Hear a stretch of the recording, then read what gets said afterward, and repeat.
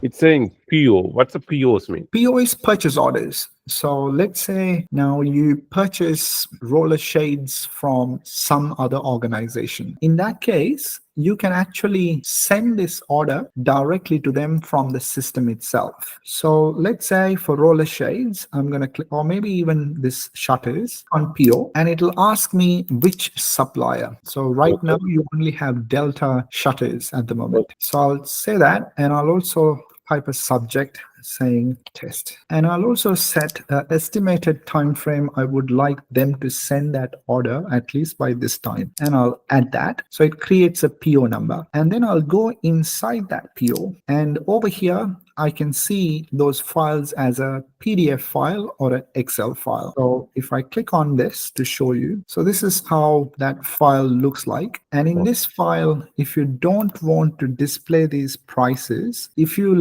instruct our team, they will take it off for you. Once you do that, you can simply click on this plus sign, whether you're going to send an Excel file to them or a PDF file, and it'll attach over here. And then you just simply click on email and say, hey, John, please send these items. And then you can send it to them. If you send, that file will go to them. Meantime, in your story, if you go into your story again, it'll say, now this PO has been raised. This is the PO number, and it's been sent for the Delta shutters. Okay. When they send you that, Delta shutters sends you that item, you can go into this PO dashboard. You can see it's there. You can say it's arrived by, let's say, that date. So shipment receipt date. Then you can go into the story and you can see that as well, the arrived date.